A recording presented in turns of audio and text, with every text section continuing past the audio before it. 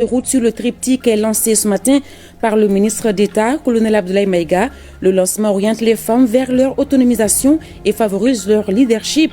Les précisions dans ce journal avec Awa Ditma Kamara. Ménaka reçoit 5 membres du gouvernement. Avec les populations, les missionnaires ont échangé sur les différentes initiatives prises par le chef de l'État pour faire face aux crises qui affectent la région. Le dialogue intermalien, la fin de l'accord de paix et le retrait du Mali de la CEDEAO ont été abordés. Incendie au marché des légumes de Gao. Le feu s'est déclenché à la suite de l'explosion d'un groupe électrogène. Il est à déplorer des dégâts matériels et des blessés. Une délégation ministérielle était à Gao pour faire l'état des lieux et soutenir les victimes. Bonsoir à toutes, bonsoir à tous. Bienvenue dans la grande édition. Le ministre d'État, ministre de l'administration territoriale et de la décentralisation, a, au nom du président de la transition, lancé ce matin la feuille de route sur le triptyque genre, élection, réforme. La feuille de route oriente les femmes vers leur autonomisation et favorise leur leadership. Le point avec Awa Ditma Kamara. Centre international des conférences de Bamako ce jeudi matin. L'atmosphère est cordiale. Madame Kamara Fatoumata, perdue dans les papiers. Ce document de 60 pages qu'elle tient en main lui permet désormais de ne plus être un bétail électoral pour un parti politique. Son objectif du jour est atteint.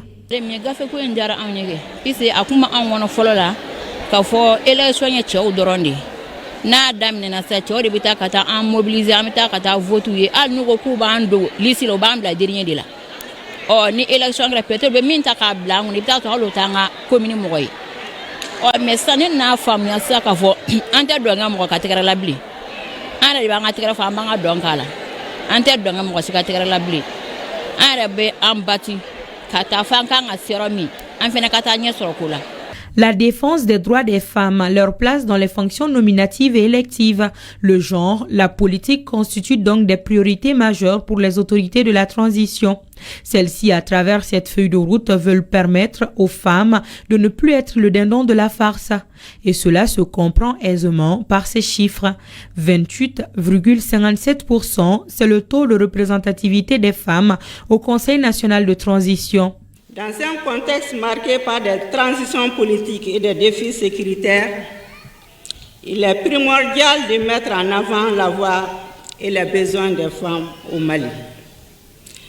Malgré les progrès notables réalisés dans la promotion de l'égalité des genres, il est essentiel de reconnaître les défis persistants auxquels nous sommes confrontés.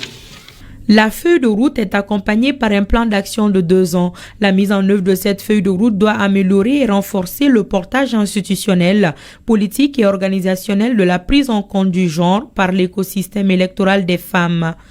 La feuille de route sur genre, élection et réforme ne visant pas que l'intégration des femmes dans le processus électoral et les réformes politiques et administratives, mais visant surtout une symbiose implication des hommes et des femmes aux différents processus de refondation enclenchés par les plus hautes autorités, je suis convaincu que sa mise en œuvre effective impactera ou changera les conditions de la femme malienne et aussi aidera à bâtir un Mali meilleur et inclusif où la voix de chacun de ses fils et de chacune de ses filles compte.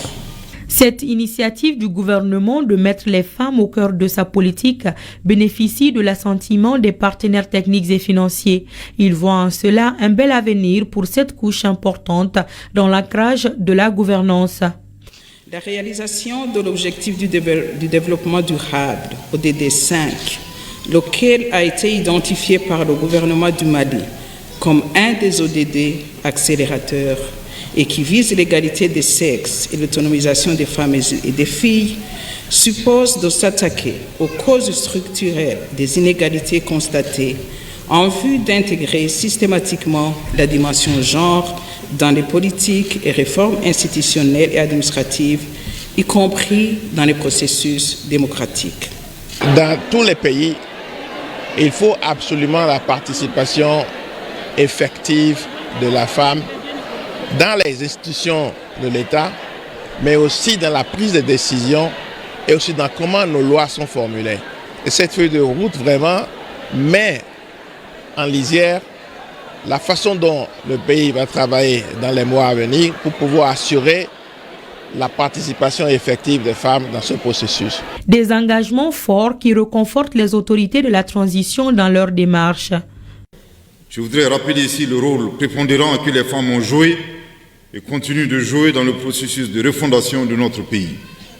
Leur forte implication dans les travaux des Assises nationales de la refondation, de la campagne référendaire et du vote de la Constitution du 22 juillet 2023, marquant l'avènement de la 4e République, a apporté un saut particulier aux résultats probants auxquels nous sommes parvenus.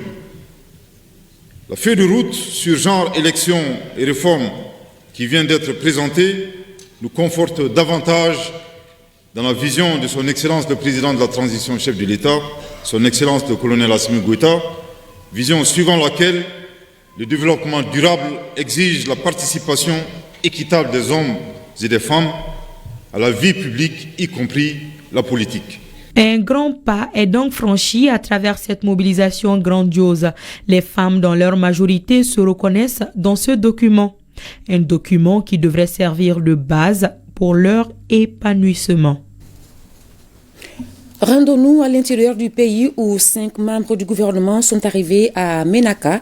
Il s'agit pour eux d'échanger avec les populations sur les différentes initiatives prises par le chef de l'État pour faire face aux différentes crises qui affectent la région. Les échanges ont également porté sur les sujets d'intérêt national. À cette occasion, des vivres et des médicaments ont été distribués aux populations. Compte rendu, Mohamed Lamine Maïga et Ibrahim Amini. Une forte délégation ministérielle est arrivée ce mercredi 7 avril à Ménaka, composée du ministre de la Réconciliation, du ministre de la Santé et du Développement social, de ceux de la Culture, de la Jeunesse et des Sports et du ministre commissaire à la Sécurité alimentaire. Ils sont venus témoigner de la solidarité des plus hautes autorités du pays aux conditions de vie de la population de la région de Ménaka. À l'issue du cri de cœur lancé par la population de Ménaka, pour la détresse humanitaire, le président de la transition, le colonel Assimi Goïta, nous a dépêché pour venir auprès de la population de Ménaka pour apporter le soutien et la solidarité de tout le gouvernement et de tout l'État malien. Aussi, je voudrais parler un peu de la fin de l'accord et de ce qui a motivé ça, et puis qu'est-ce qui est prévu dans le cadre du dialogue intermalien. Plusieurs denrées alimentaires et des produits sanitaires ont été offerts. Le ministre de la Santé et du Développement social, au nom des autres ministres, a tenu à saluer la résilience de ces populations de la région de Ménaka. La visite des 5 ministres vient à point nommé. La population de la région de Ménaka est sortie massivement pour témoigner leur soutien aux autorités du pays. Ainsi, la délégation, au cours des échanges, a expliqué les potentialités artistiques, culturelles et économiques dont regorge la région de Ménaka. Elle a aussi donné les tenants et les aboutissants des initiatives du président de la transition, notamment le dialogue intermalien, le retrait de la CEDEAO et les actions en cours pour juguler toutes ces crises. Restons avec les ministres qui se sont rendus au marché des légumes de Gao. Parti en fumée ce mercredi, l'incendie est provoqué par l'explosion d'un groupe électrogène. Des dégâts matériels et des blessés sont à déplorer. Le compte-rendu de Agali Aguissa et Alassane Ahmadou. Des centaines d'étals, des hangars et des boutiques du marché des légumes de Gao dévastés ce mercredi par ce gigantesque incendie. Les flammes qui ont créé la panique sur le site et environ étaient provoquées par l'explosion d'un groupe électrogène. 4 ministres en transit à Gao en provenance de Ménaka se sont rendus sur les décombres du marché. Les dégâts sont énormes et les pertes sont élevées dans la mesure où c'est des vivres et surtout des céréales et des marchés de légumes. Il y a beaucoup de choses qui sont parties. Donc quand on parle de céréales, de vivres, c'est vraiment de grosses pertes. Il y a aussi les installations de façon sommaire qui sont parties. L'intervention rapide des éléments de la protection civile, appuyée par les autres forces de la région et la population, a permis de limiter les dégâts. Et cela malgré des difficultés liées au manque de voies d'accès et autres dispositifs de secours. Les moyens sont vraiment à hauteur de souhait. En tant que professionnel que je suis, 15% de la population, malgré de nombreuses sensibilisations, les gens ne s'y intéressent pas du tout. L'accès est difficile. Tout ça rentre dans le cadre de la prévention. Nous sommes venus avec les agents de la mairie, le maire s'est battu, corps et âme. C'est l'occasion aussi de saluer vraiment la promptitude et le professionnalisme de la protection civile et surtout l'accompagnement des femmes. Ce sont des tonnes de marchandises composées essentiellement de céréales et de légumes qui sont réduites en cendres. Nous sommes là pour encourager les populations, essayer de réconforter. Parce que quand quelqu'un perd son bien, ce n'est pas évident. Aujourd'hui, ce n'est pas pour une personne, mais c'est pour toute la ville de Gao. Et nous constatons que vraiment les pertes sont énormes. Je vais rapporter à la plus haute autorité de la transition cette situation tragique. Et l'État verra dans le plus près de ce qui est possible d'être fait pour venir assister aux sinistrés. Aucune perte en vie humaine n'a été déclarée au moment de notre passage. Des blessés légers sont enregistrés. Nous sommes à Gao, nous y restons. Le ministre de la Santé et du Développement social a procédé à la distribution de 200 kits alimentaires. Les bénéficiaires sont des personnes vulnérables reparties entre les différents cercles de la région. Aguissa Alassane Ahmadou. La visiteuse du jour est en terrain connu. La ministre colonel Astaba Diallo Touré n'est pas à sa première remise des vivres dans la cité des Askia. Notre devoir est de faire la solidarité tout au long de l'année, pas seulement pendant le mois de la solidarité. Donc on cherche les couches les plus vulnérables et essayer de leur apporter le soutien des plus hautes autorités de la transition, à commencer par son Excellence le colonel Assimi Goïta, tout le gouvernement, toute la transition tout au long de l'année. Et c'est la direction régionale en charge de la promotion de la femme qui a servi de cadre pour cette distribution des kits composés essentiellement des vivres, des pâtes alimentaires et des bidons d'huile. 200 kits, c'est pour apporter notre solidarité et notre compassion à cette population qui est vraiment résiliente, cette population qui supporte tout malgré les difficultés. Je remercie tous les membres qui nous ont donné ça, que le bon Dieu protège le Mali, qu'il y a la tranquillité au Mali. Le chef de l'exécutif régional, le général de brigade Moussa Traoré, très satisfait de cette chaîne de solidarité envers les couches vulnérables, n'a pas manqué de remercier les hautes autorités pour ce geste. Les couches vulnérables des cercles de Bourem, Ansongo et El Mostrat n'ont pas été oubliées. Toujours à Gao, le ministre de la Jeunesse et des Sports était face aux jeunes de la région. La rencontre a permis au ministre Fomba de recenser les préoccupations de ses interlocuteurs. Reportage à Louis Idrissa Maïga. C'est dans la salle de conférence de la direction régionale de la jeunesse et des sports de Gao que le chef du département de la jeunesse et des sports, de l'instruction civique et de la construction citoyenne a rencontré les jeunes de la région. Ce cadre d'échange vise à les écouter et recenser leurs problèmes pour mieux les comprendre afin d'apporter des solutions. Vous êtes des meilleurs conseils pour nous qui voulons poser des actes ici. Donc à vous de dire ce que vous pensez, poser toutes les questions.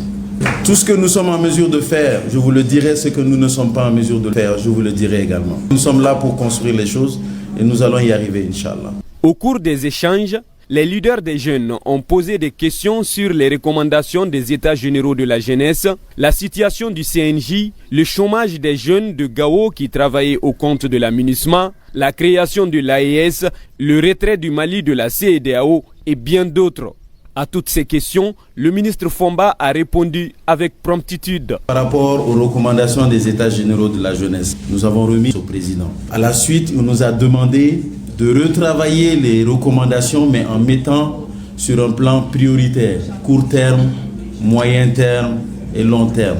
Ces recommandations ont été bouclées, les documents ont été imprimés et renvoyés au président. Concernant le Conseil national de la jeunesse, lorsque je suis arrivé, il y avait un problème. Donc il fallait arrêter l'hémorragie. Il ne s'agit pas de dissoudre le CNJ, mais il faut restructurer. Pour les leaders de la jeunesse et les autorités communales, c'est un honneur d'échanger avec le ministre de la jeunesse. Il y a eu des discussions à bâton rompu. Les points qui ont été soulevés au ministre étaient vraiment des points très très importants pour la jeunesse. Et il est parvenu quand même à donner certaines pistes de réflexion par rapport même à la restructuration de la jeunesse et même la politique nationale de la jeunesse que le ministère tutelle veut mettre en pratique. Aujourd'hui, comme l'a dit le président, c'est le mandat de la jeunesse. S'il réussit, c'est la jeunesse qui a réussi. Alors je crois de ce fait, le ministre est dans les pas de ce qui a été demandé par son Excellence le président de la transition, Assimi Goïta. La rencontre a été sanctionnée par une prise de vue pour immortaliser le passage du ministre de la Jeunesse dans la cité des Askia. Ici, à Bamako, les travaux de la session sur l'organisation et le fonctionnement du système gouvernemental et administratif ont pris fin. Plusieurs recommandations sont faites, dont l'installation d'un bureau d'audit au sein des départements ministériels en lieu et place des inspections. Batraouri. Après 3 jours de réflexion sur les textes relatifs à l'organisation et au fonctionnement du gouvernement, les participants ont formulé d'importantes recommandations. Ces conclusions s'inscrivent dans la dynamique d'harmonisation des textes réglementaires pour la bonne conduite des affaires de l'État. Ce que nous préconisons, c'est la relecture d'une façon générale de ce texte en question afin qu'il soit adapté au contexte actuel. Mais l'une des innovations majeures que l'on peut retenir, c'est quand même la création des services d'audit au sein de tous les départements ministériels. Donc nous avons fait en sorte que certaines inspections soient maintenues. Et ça, c'est dans les départements stratégiques. Cette session, axée en grande partie sur la loi 049 du 19 septembre, présente beaucoup d'enjeux pour le ministère délégué chargé des réformes politiques et institutionnelles. Cet atelier de réflexion s'inscrit dans la continuité de la mise en œuvre de la volonté des Maliens exprimée lors des Assises nationales de la refondation en faveur de la promotion d'une gouvernance politique et institutionnelle vertueuse et redevable. Je note que la dynamique des travaux de réflexion a intégré surtout l'équation rationalisation des moyens et efficience du gouvernement et son administration. En cela et dans le principe, les conclusions de cet atelier sont conformes à la vision de refondation du Mali prônée par les Maliens et érigée en boussole de gouvernance globale par le président de la transition, chef de l'État, le colonel Assimi Goïta. Selon le ministre délégué Fatoumata Diko, les recommandations issues de ces travaux seront des grands apports dans le cadre du processus d'aide à la prise de décision par les autorités du pays. Fin d'un atelier sur l'élaboration du document de politique de sécurité nationale et de stratégie nationale de sécurité. 3 jours d'échanges et de réflexion ont permis aux participants d'élaborer un projet de ce document indispensable pour notre outil de défense. Boubacar Bablé-Touré. Au terme de 3 jours d'intenses débats et de réflexion, les acteurs en charge d'élaborer la politique de sécurité nationale et de stratégie nationale de sécurité sont parvenus à un résultat. Celui d'un projet de document qui prend en compte toutes les réalités en lien avec les questions de sécurité de notre pays. Les concepts sont ce qu'ils sont, mais chaque pays y met l'acception qui sied à sa vision et fait le choix de l'approche qui lui convient pour assurer la cohérence d'ensemble de sa sécurité. Notre pays a choisi d'écrire une politique de sécurité nationale et d'élaborer une stratégie de sécurité nationale pour la cohérence des efforts. C'est la voie royale choisie qui devra permettre de prendre son destin en main en anticipant les risques et les menaces, les crises et les catastrophes susceptibles d'affecter ses intérêts vitaux. Par l'élaboration de ce document indispensable pour notre outil de défense, c'est une importante étape qui vient ainsi d'être franchie dans le cadre de la prévention et la gestion des crises dans notre pays. Une première dans l'histoire de la République. Même avec ces documents, on ne sera jamais suffisamment prêt pour gérer les crises, car l'on ne saurait tout prévoir. Et en matière de sécurité, seul l'inattendu est le plus certain.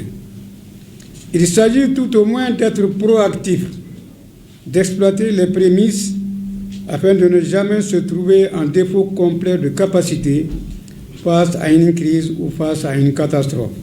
Cet atelier, qui est une première, sera suivi de la présentation du projet de document aux forces vives du pays avant sa validation par le Conseil de sécurité nationale. Une démarche qui se veut inclusive avant sa mise à disposition au gouvernement du Mali.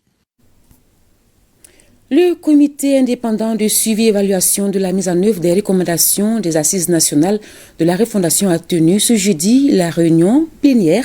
On en sait plus avec Abdul Karim Kaba.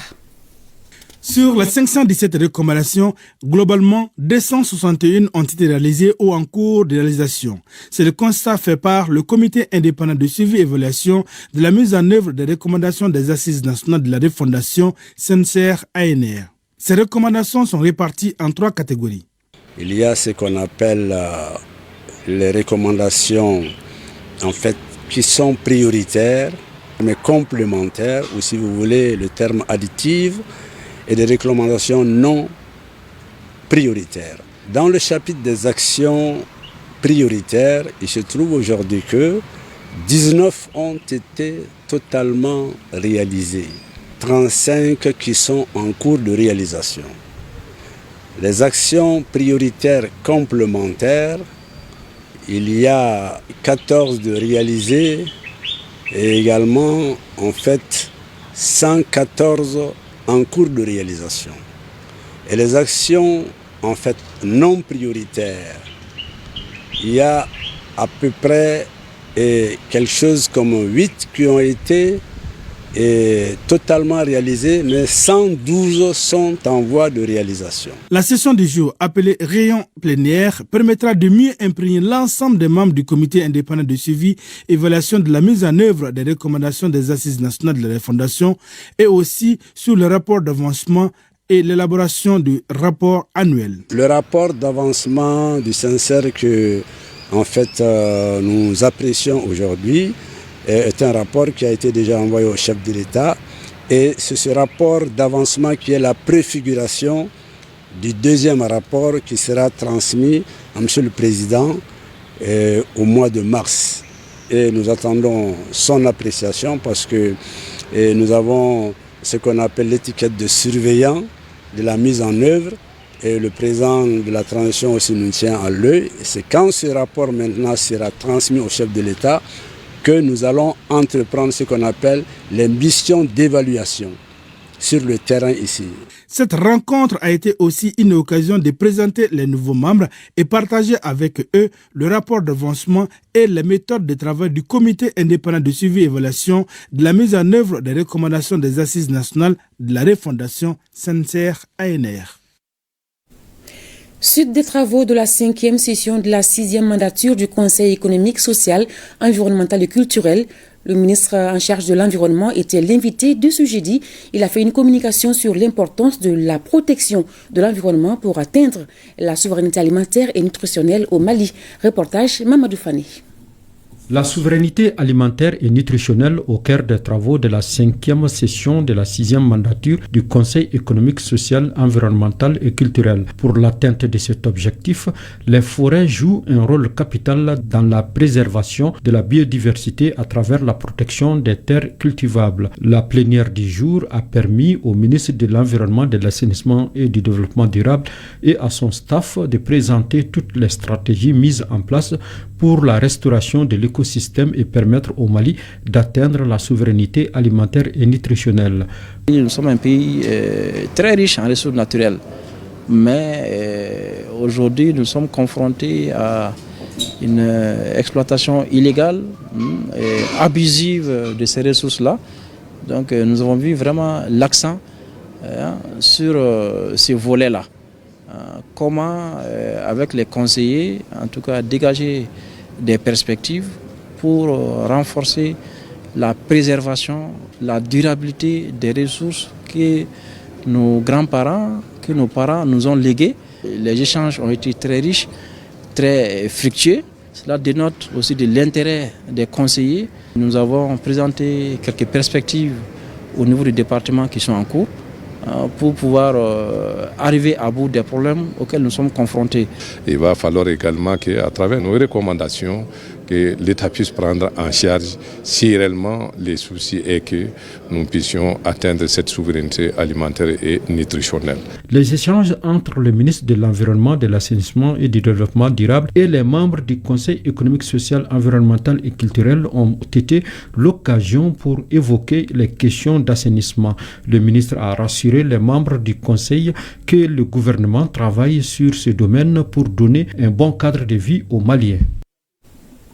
Le commissaire à la sécurité alimentaire et douane Ag Mohamed Ali a lancé l'enquête nationale sur la sécurité alimentaire et nutritionnelle. C'était à travers un atelier de formation des enquêteurs.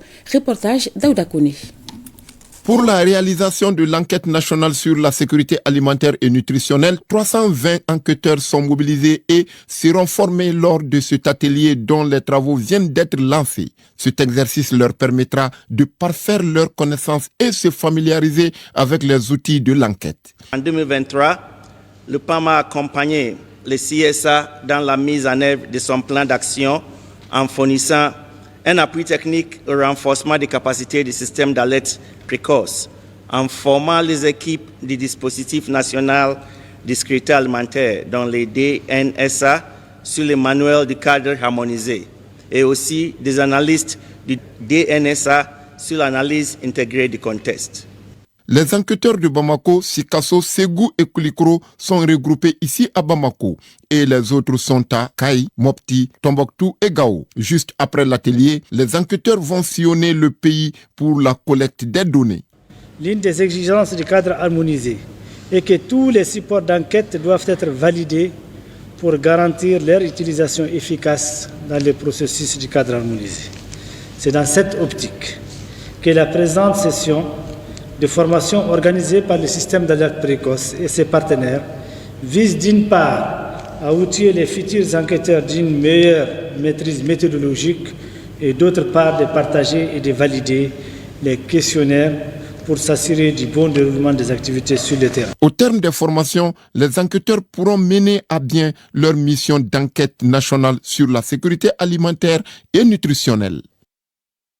Lancement officiel des programmes de la coopération luxembourgeoise dans le district de Bamako et sa périphérie. On en sait plus avec Fademba Keita.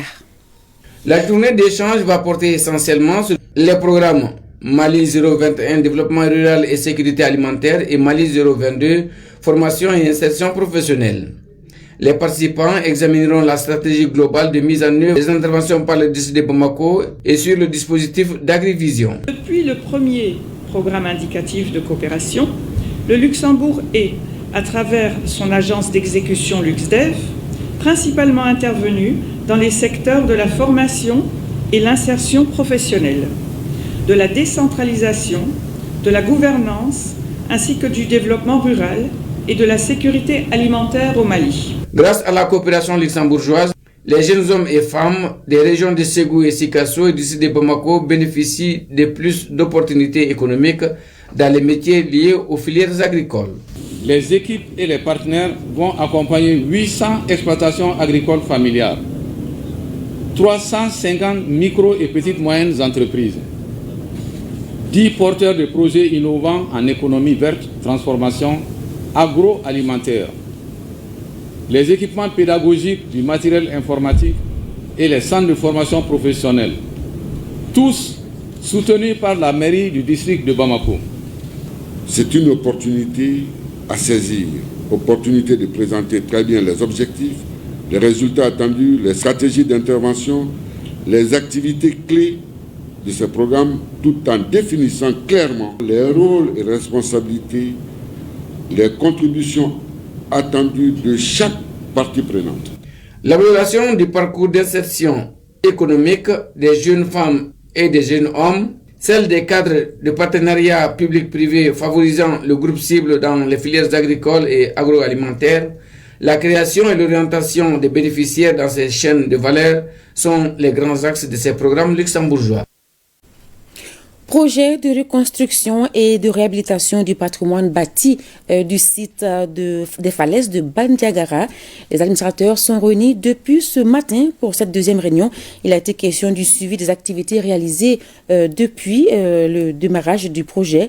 Les recommandations concernent la tenue d'un festival interculturel et l'organisation d'une cérémonie de funérailles suite au décès du Ogon de Haru.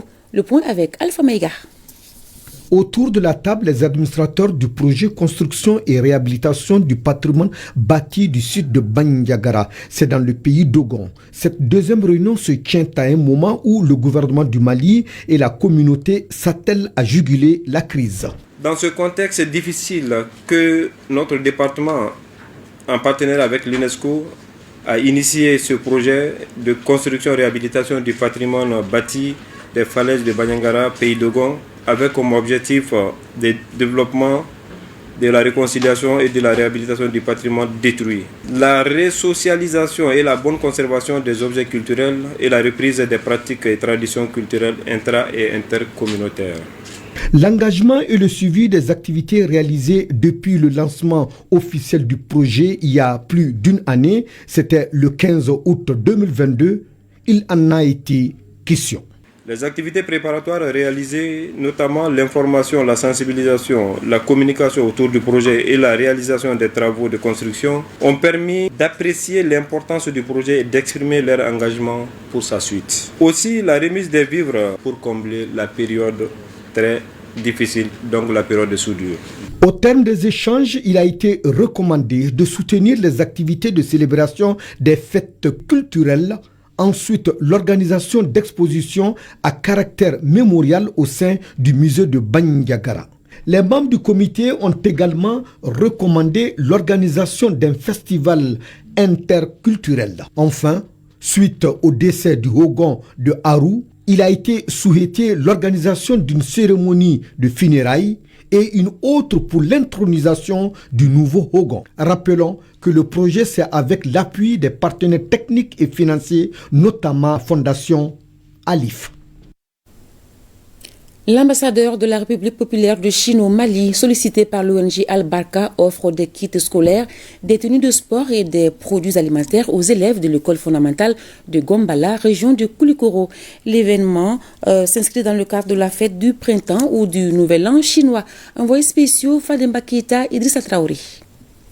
C'est tout souriant que les élèves du premier cycle de Gombala, situés à une dizaine de kilomètres de la ville de Koulikoro, et leurs encadreurs reçoivent des fournitures scolaires, des ballons, des tenues de sport de la part de leurs partenaires privilégiés, l'ambassadeur de la République populaire de Chine sollicité par l'ONG Al-Barka. Très heureux aujourd'hui pour la mise des kits scolaires aux élèves de l'école fondamentale de Gombala. Je compte sur l'ambassadeur, son partenaire Al-Barka, pour la construction de autres salles de classe et une direction à l'école fondamentale de Gombala.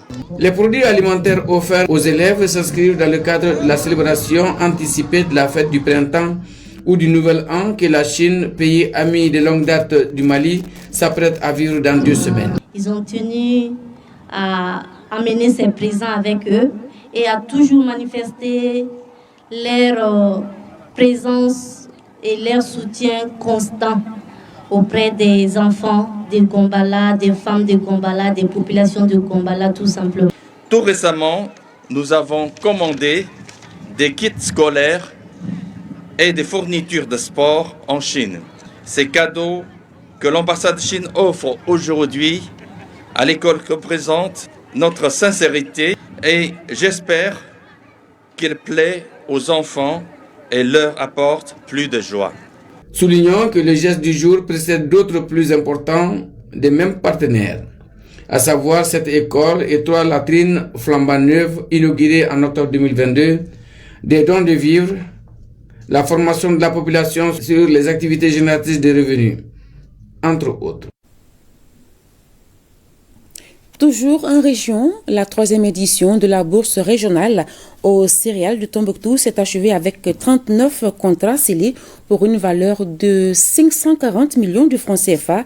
Les producteurs ont liquidé tous leurs stocks durant ces 3 jours et cette bourse est une initiative de la plateforme multi-acteurs et en partenariat avec le projet Feed the Future, Mali Sougouyiriwa, zone du Delta. Najim Baba Sissi. Au terme des 3 jours de la 3e édition de la bourse régionale aux céréales, initiée par la plateforme multi-acteurs de la région de Tombouctou et ses partenaires du projet Feed the Future Mali Sougouyiriwa, des satisfactions de part et d'autre. Pour cause, 39 contrats ont été signés et des ventes directes sur place. Il y a eu en termes d'offres de vente 7655,30 tonnes de céréales. Il y a eu 2313,81 tonnes pour une différence de 5341 tonnes ici. Nous avons pu réaliser 39 contrats signés entre les acteurs du marché pour une valeur de 541 827 894 francs CFA. Aujourd'hui, nous pouvons dire que les acteurs du marché de la région ont aujourd'hui compris les objectifs réels de la bourse. C'est de faciliter l'accès au marché inclusif des produits agricoles.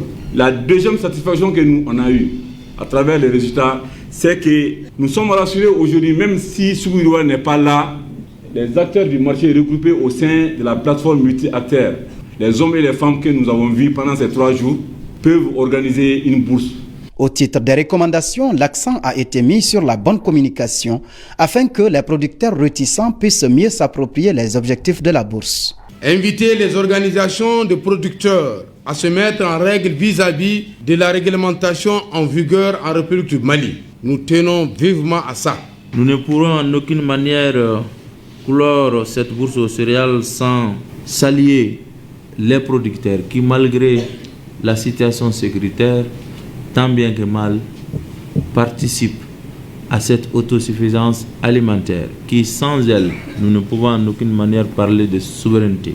Le projet Feed the Future Mali Sougou Yiriwa est financé par l'USAID, mis en œuvre par le consortium CAR, Amassa Afrique Verte et Amprod Sahel dans les zones du Delta, Mopti et Tombouctou.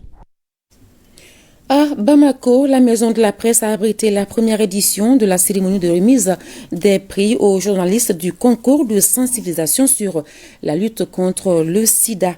Ce concours est organisé par le secrétariat exécutif du Haut Conseil national de lutte contre le sida en partenariat avec l'Association des journalistes de la presse libre du Mali. Compte rendu à Aliou Abdoulaye Meiga. Ce concours de production et diffusion de messages de sensibilisation sur la lutte contre le VIH trouve sa justification dans le constat selon lequel les chiffres de 2022 sont encore plus alarmants en termes d'infections liées à la maladie. À travers les données de 2022, nous avons enregistré 6200 nouvelles infections. Nous avons enregistré 4800 décès. Nous avons enregistré plus de 1700 nouvelles infections, nouveaux enfants infectés par le VIH-Sida. Cela est énorme.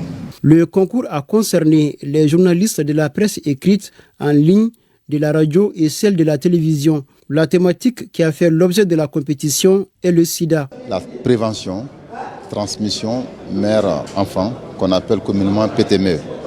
Ensuite, la discrimination et la stigmatisation. Donc, c'était les 3 thématiques sur lesquelles le concours a porté. À l'issue du concours, les 3 premiers de chaque catégorie ont été primés pour la qualité de leur production. Ils ont reçu chacun la somme de 250 000, 150 000 et 100 000 francs. Je me sens aujourd'hui comme un ambassadeur de la lutte contre les VIH-Sida. Et raison pour laquelle nous allons continuer davantage à sensibiliser la population contre non seulement la prévention, mais aussi contre la discrimination et la stigmatisation faite aux malades du sida. Le secrétaire général du ministère de la Communication, qui a présidé les travaux, a encouragé la tenue de telles compétitions pour davantage lutter contre le VIH-Sida. Voilà, c'était là le reportage de Aliou Abdoulaye Touré. Littérature, un nouveau livre est disponible dans les librairies. Il s'intitule « Ni afro-pessimisme, ni afro-idéalisme, la voie de l'afro-réalisme ». Il s'agit d'un essai écrit par Ali Cissé, fonctionnaire à la retraite, sur les mots du continent africain et quelques pistes de réflexion qu'il propose pour le réveil de l'Afrique. La cérémonie de lancement est suivie par Batraouri. Dans cet essai de 200 pages, l'auteur Ali Cissé affirme d'entrée de jeu qu'il ne s'agit pas pour lui de faire une analyse savante sur les causes et les remèdes aux problèmes de l'Afrique, mais de poser les bonnes questions et esquisser des pistes de réflexion, comme l'indique le titre du livre, ni afro-pessimisme, ni afro-idéalisme, la voie de l'afro-réalisme. Les afro-pessimistes en Afrique et ailleurs doivent arrêter leur pessimisme, c'est-à-dire doivent arrêter de baisser les bras et de dire que l'Afrique est maudite, les Noirs sont maudits, on ne parviendra jamais à un développement. Et si développement il y a un jour, ça viendra de l'Occident avec des projets réfléchis par l'Occident et financés par l'Occident. C'est ce que les afro-pessimistes pensent. Les afro-idéalistes, mon grand-père fut grand, donc forcément l'Afrique va sortir un jour de son sous-développement. Ce n'est pas vrai. Il faut ouvrir les yeux. personne ne viendra faire le Mali à notre place. L'Afrique, c'est pareil. Parents, amis d'enfance ou collègues ont apprécié le courage de l'auteur Ali Cissé d'avoir parlé des maux du continent à sa façon. Il faut absolument être réaliste et travailler avec les autres pour pouvoir faire face à nos problèmes. Il nous rappelle que nous avons des ressources propres en nous-mêmes, qu'il s'agisse des ressources intellectuelles, des ressources spirituelles, des ressources culturelles, qu'il faut absolument sur lesquelles on se recentre pour pouvoir assurer notre propre développement. Là où il y a une volonté politique dans les pays du Sahel aujourd'hui pour que le continent se prenne en main, pour que nos pays se prennent en main. Et comme on le dit, là où il y a une volonté, il y a un chemin. C'est une problématique que je trouve centrale aujourd'hui dans nos pays. Tous s'accordent à dire que le contenu de cette œuvre mérite d'être connu du grand public. Ce livre, édité par la maison de publication L'Harmattan, est la deuxième parution de l'auteur Ali Cissé.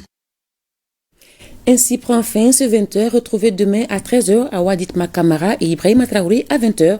Merci à tous, bonne suite du programme sur ORTM1.